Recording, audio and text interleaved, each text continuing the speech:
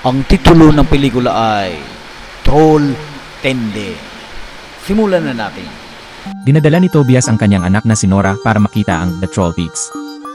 Sinasabi ng fairy tale na 13 troll ang minsang nagtipon dito para sa isang kasal. Ngunit nalasing sila, nawalan sila ng oras at naging bundok. Iniisip ni Nora na siya ay masyadong matanda para sa mga fairy tale ngayon. Na masakit kay Tobias na marinig at ipinaalala niya sa kanya na kailangan mong maniwala sa isang bagay para makita ito. Makalipas ang 20 taon, sa baybayin ng Atlantiko ng Northwestern Norway, si Nora ay isang arkeologo sa isang ekspedisyon sa paghuhukay kasama ang kanyang koponan. Karamihan sa kanila ay handang sumuko dahil wala silang nahanap sa loob ng 6 na buwan at ubos na ang pondo, ngunit si Nora ay matigas ang ulo at patuloy. Ang kanyang pagpupursige ay nagbunga at sa wakas ay nakahanap siya ng bungo ng dinosaur. Para sa kung saan ang koponan ay nagtatapon ng isang pagdiriwang. Samantala sa kabundukan ng Dovre, isang construction group ang gumagawa ng bagong riles sa pamamagitan ng paghuhukay sa mga bundok. Nakakuha ito ng maraming atensyon mula sa mga aktivista na laban sa ganitong pagkasira ng kalikasan. Ngunit ang kanilang presensya ay hindi pinapansin. Kapag ang mga pampasabog ay sa wakas ay naisaaktibo upang simulan ang tunel. Isang bagay sa kaloob-looban ng kabundukan ang umuungol at nagdudulot ng pagbagsak kung saan hindi lahat ng manggagawa ay maaaring tumakbo ng mabilis. Ang insidenteng ito at ang seismic activity na dulot nito ay agad na nakita ng Norwegian Armed Forces na nagpadala ng reconnaissance aircraft upang mag-imbestiga.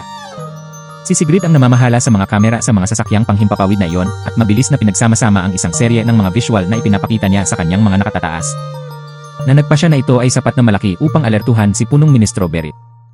Habang papunta siya sa base, ipinaalam kay Berit ang lahat ng pinsalang dulot ng hindi kilalang puwersa at ipinakita ang mga larawang kinuha nila na sa tingin ng tagapayo ni Berit na si Andreas ay parang mga bakas ng paa. Natutuwa si Berit ngunit hindi makatotohanan at binibigyan niya si Andreas ng 2 gawain, ilayo ang press sa impormasyong ito at maghanap ng ilang siyentipikong eksperto na makakatulong sa kanila sa problemang ito. Makalipas ang ilang sandali, sinusundo ng helicopter si Nora sa kalagitnaan ng kanyang pagdiriwang na humihiling sa kanya na sumama sa kanya upang makita ang isang bagay ng pambansang seguridad.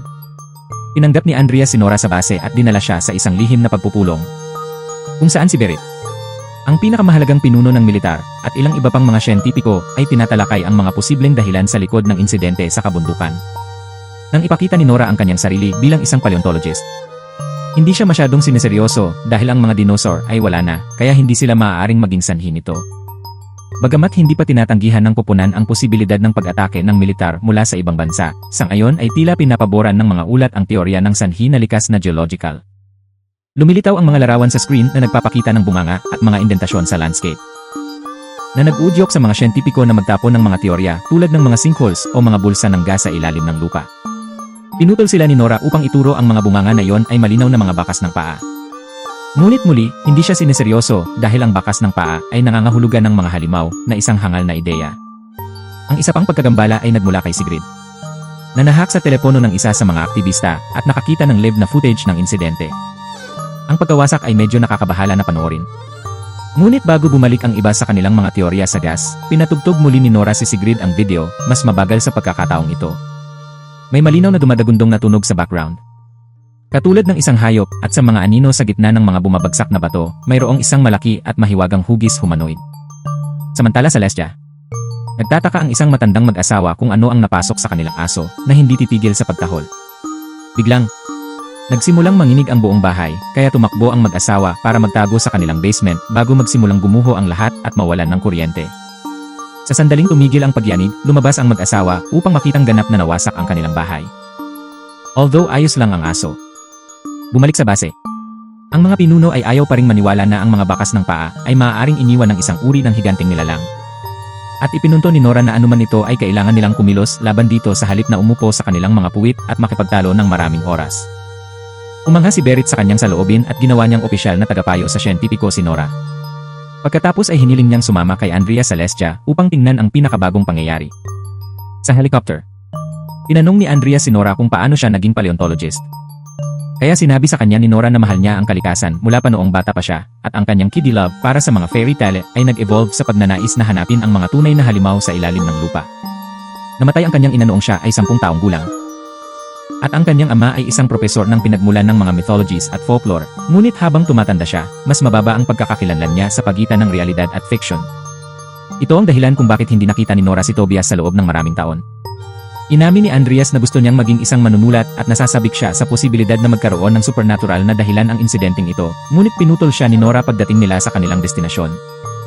Nagulat sa pinsala sa tanawin. Siniguro na ng militar ang lugar at si Nora ay tinanggap ni Kapitan Christopher, na nagpapakita sa kanila ng mga riles na nagmula sa kabilang ilog at patungo sa lambak pagkatapos ay ginawa itong 2 milya sa timog patungo sa mga bundok bago huminto. Ang mga sundalo ay ganap na nagwalis sa lugar, ngunit wala silang nakitang iba pang mga pahiwatig. Tinanong ni Nora ang matandang mag-asawa. Ngunit hindi nila gaanong nakita dahil nakaharang sa araw ang isang higanteng gumagalaw na figura. May narinig niya sila, isang malakas na alulong na parang napakalungkot na himig. Pagkatapos, tinitignan mabuti ni Nora ang pinsala at napansin niya ang isang kakaiba at malakas na amoy na nagpasya siyang tawaging hypernature. Gumagamit din siya ng easy light upang maghanap ng mga biological na bakas. Ngunit wala siyang mahanap maliban sa lupa at mga bato. Iniling ni Nora na dalhin siya sa lugar kung saan biglang huminto ang mga riles. At ang thermal scanner ay hindi nagpapakita ng mga palatandaan ng buhay, tanging mga bundok. Dahil napakalaki ng nilalang na ito para itago o mawala. Iniisip ni Nora kung kaya ba nitong mag-camouflage. Nagsisimula si Nora na makabuo ng ilang mga teorya. Ngunit hindi pa rin siya sigurado, kaya dinala niya sina Christopher at Andreas upang makita si Tobias na lumalabas na may dalang baril kapag nakakita siya ng mga estranghero sa kanyang ari-arian. Lalo na ang isang armadong sundalo. Matapos iparamdam sa kanya ni Nora na ito ang anak na hindi niya nakikita sa loob ng maraming taon. Tinanggap ni Tobias na papasukin sila, bagamat kailangan muna niyang magsuot ng pantalon. Ang bahay ni Tobias ay puno ng mga paperclip at pananaliksik na nagpapakita ng kanyang pagkahumaling sa paghahanap ng isang mythical creature na kilala bilang isang troll. Pinipigilan siya ni Nora na magsalita tungkol sa lahat ng kanyang mga teorya tungkol sa pagiging totoo ng mga troll at ang mga saksi ay pinatahimik at hiniling sa kanya na mag-concentrate sa footage na ipapakita niya sa kanya. Pagpapaliwanag sa tingin niya ay maaaring may ilang mga pahiwatig ang kanyang lumang trabaho. Pagkatapos ng lahat, walang mas nakakaalam sa mga bundok na ito kaysa sa kanya. Gayunpaman, iniisip ni Tobias na ang footage na ito ay nagpapatunay na totoo ang kanyang teorya ng troll. At kapag itinuro ni Nora na ang mga siyentipiko ay makakahanap na ng troll dani kung sila ay talagang umiiral. Ipinaalala sa kanya ni Tobias na inalis ng Kristyanisasyon ng Norway ang lahat ng mga gawa-gawang nilalang at nang ihayag na niya ang lahat, ipinadala si Tobias sa Lonibin. Sa palagay niya ay alam na ng mga kinaukulan. At ang mga fairy tale ay isinulat upang gawing masama at pipi ang mga troll kapag sila ay talagang matalino. Hindi makapaniwala si Nora sa kanyang narinig. Ngunit si Tobias ay masyadong nasasabik para sa mga pagtutol at sumali sa koponan upang ipagpatuloy ang pagsisiyasat. Pagdating nila sa lugar kung saan huminto ang mga riles, napansin agad ni Tobias na mali lahat ang topografiya at hindi tumutugma sa mga mapa. Itinuturo din niya na ito ay tulad ng pakikipagsapalaran muli kasama ang kanyang anak na babae. Ngunit ayaw ni Nora na ito ay isang uri ng pagkakasundo. Biglang, ang amoy ng hypernature ay tumatama sa kanilang mga ilong at ang langit ay dumidilim habang ang bundok sa kanilang likuran ay nagmulat ng mata. Ito ay lumiliko na ang mag-ama ay tama. Troll talaga ang nilalang.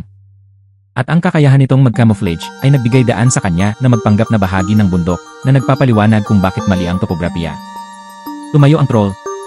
Ipinapakita ang makapangyarihang katawan nito at umuungal sa kanila, kaya ang koponan ay tumatakbo pabalik sa helicopter upang makalayo. Nagagawa pa rin nilang makuha ang troll sa kamera at kapag nakuha ng base ang transmission, hindi na nila maitatanggi ang katotohanan. Dinala ni Christopher ang grupo sa kanyang kampo ng militar upang tawagan ang base para ipaalam sa kanila ang kanilang natutunan. Patuloy na ginagamit ni Nora ang mga salitang hindi kilalang nilalang para hindi magmukhang baliw. Ngunit pinutol siya ni Tobias para sabihin sa lahat na isa itong troll na naabala sa pagtatayo sa mga bundok. Na itinuturing ni Tobias na isang pangungutya sa kalikasan. Itinuring siya ng mga pinuno na baliw at pinalaya siya, ngunit nang humingi ng karagdagang panahon si Nora, hindi rin siya naririnig. Nag-aalala sila sa kaligtasan ng kanilang bansa, kaya't maghahanda sila ng operasyong militar. Pagkatapos, galit na galit si Nora sa kanyang ama dahil sinira ang lahat ng ito at gusto nang umalis. Ngunit nagbago ang isip ni Tobias nang magpaliwanag siya. Alam niyang hindi ito isang fairy tale, hindi ito isang troll na basta nalang itutulak pabalik ng mga armas at sikat ng araw. Ang troll ay nagising na mag-isa at natatakot. Kung kaya't ang mga sandata ay magpapagalit pa rito, hindi banggitin ang kalikasan ay laging nagtutulak pabalik. Tinanggap ni Nora na tama siya at nanatili. Ngayon ay kumbinsihin na lang si Christopher na isama sila. Sa una ay tinatanggihan niya sila. Ngunit pagkatapos ng ilang pagmamakaawa kay Nora, tinanggap niyang itago ang tatlo sa kanyang helicopter basta't mangako silang susundin ang kanyang utos. Gabi na kay Heidel nang makarating doon ang buong operasyon ng militar. Habang hinihintay nilang lumabas ang troll, naalala ni Tobias at Nora ang mga lumang fairy tale na kanilang ibinabahagi sa kanilang pakikipagsapalaran at sa wakas ay nagkasundo silang dalawa. Lumilitaw ang troll pagkaraan ng ilang sandali. Ngunit nang makalapit siya ay huminto siya sa paggalaw at sigurado si Tobias na alam ng nilalang na naroon sila. Pinagbabaril ng mga sundalo ang troll na hindi pinansin ang mga babala ni Tobias na magagalit lamang ito sa kanya. Ngunit ang mga bala at ang mga pagsabog ay walang ginagawa at nagiging sanhi lamang ito ng pag-atake pabalik tulad ng hula ni Tobias. Nagsisimulang tumakas ang lahat habang sinisira ng troll ang lahat ng dinadaanan nito. Kabilang ang mga kamera na nagpapadala ng operasyon sa pangunahing base. Ang koponan ay nagtatago sa likod ng isang puno na may isang sugatang sundalo at nang sila ay lalayo na. Bumaba ang troll at hinawakan ng sundalo para kainin ito. Ipinaliwanag ni Tobias na malamang naamoy ng troll ang dugo mula sa mga sugat ng sundalo. Nora. Gustong tumakas ni na Andreas at Christopher, ngunit nagpasya si Tobias na lapitan ang troll at subukan ang isang palakaibigang diskarte. Sa gulat ng lahat, ang troll ay talagang huminto sa paggalaw at sinasagot ang malumanay na mga salita ni Tobias na may mapayapang mga daing, ngunit sa kasamaang palad hindi lahat ng mga sundalo ay nakakuha ng memo.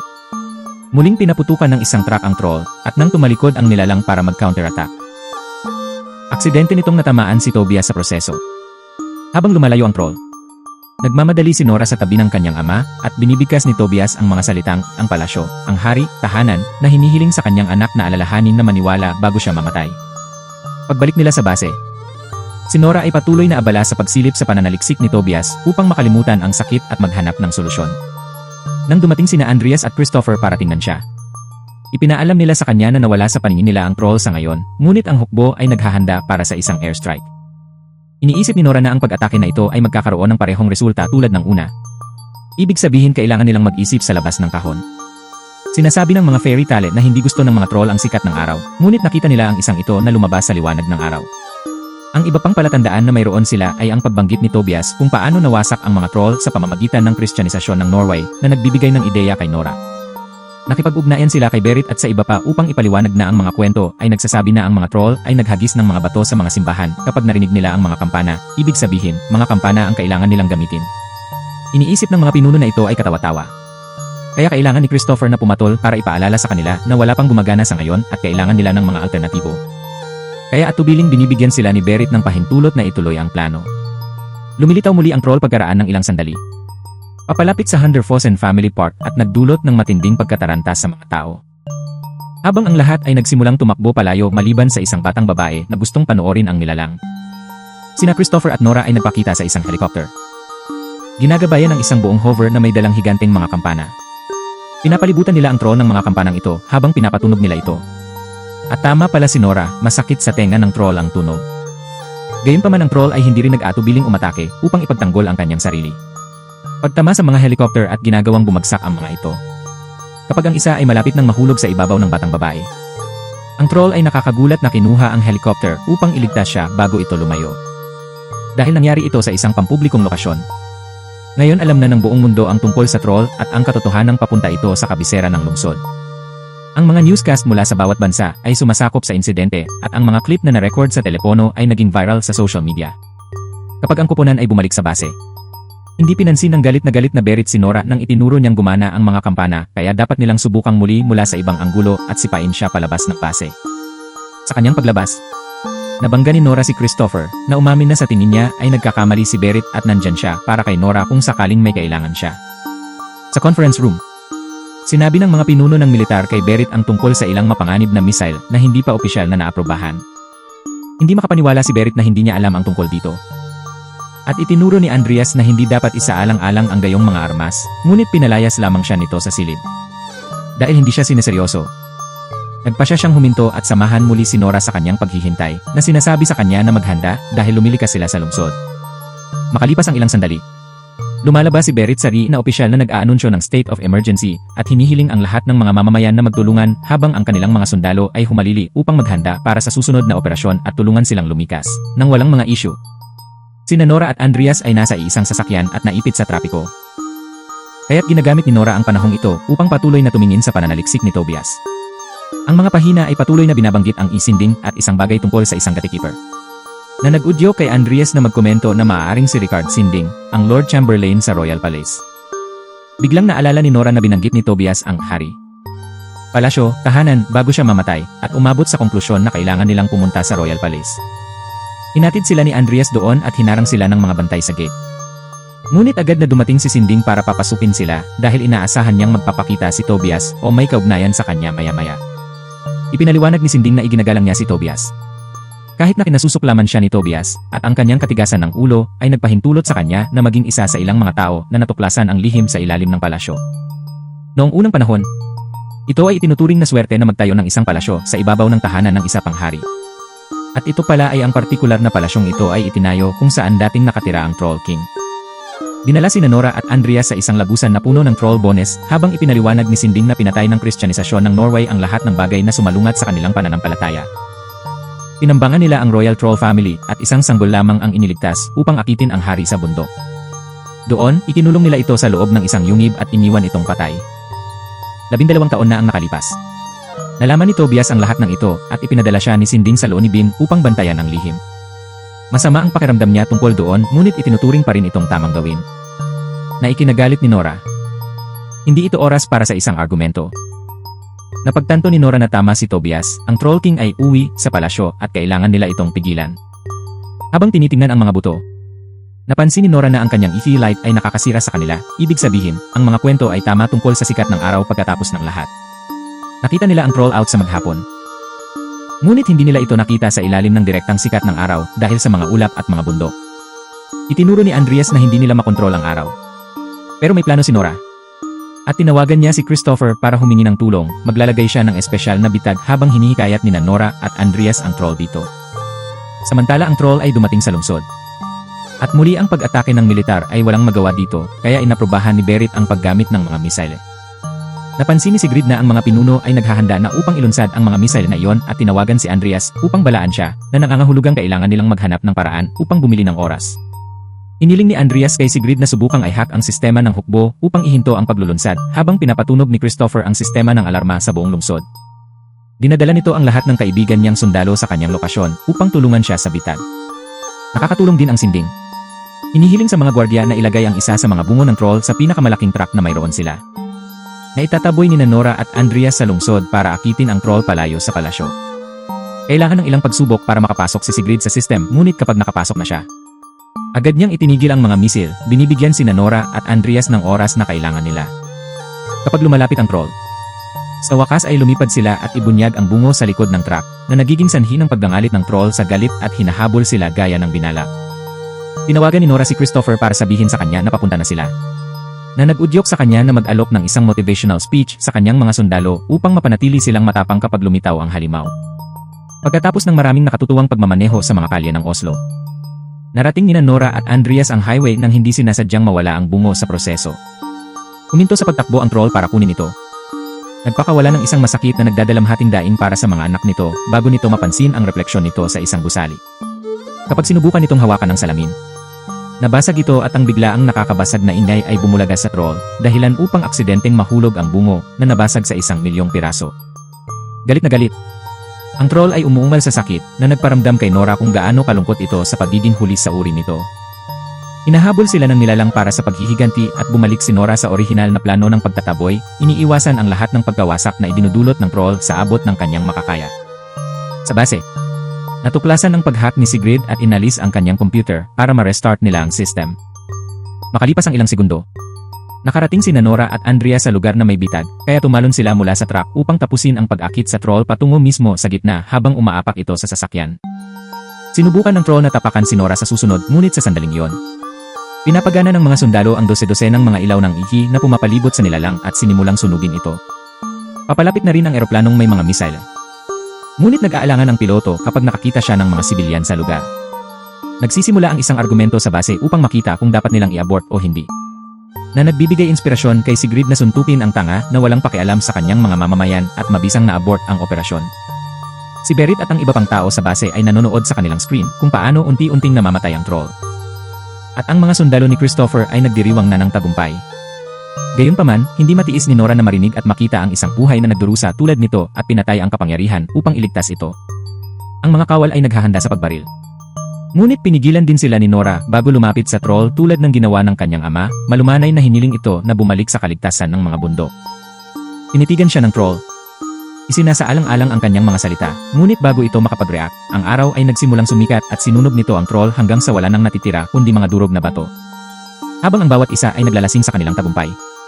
Nagbiro si Andreas tungkol sa kung ano ang dapat nilang itawag sa bagong monumento o burol na ito at nagpasya si Nora na ito ang magiging Tobias Boulder. Nang dumating si Berit makalipas ang ilang sandali, pinasalamatan niya si Nora para sa kanyang trabaho. Pinaalalahanan ni Andreas ang punong ministro na siya ay huminto at ipinahayag na siya ay magiging isang manunulat. Tapos kapag lumalayo siya kasama si Nora, iniisip niya kung may mga nilalang pa na nakatago sa Dovre. Samantala sa kalaliman ng kabundukan, may nagsisimulang gumalaw sa ilalim ng tumpok ng mga bato. At dyan nagtatapos ang ating mga kwento mga kaibigan. Maraming salamat. Muli ang titulo ng pelikula ay Troll Tende. Hanggang sa muli, ako si Richard Belen and goodbye.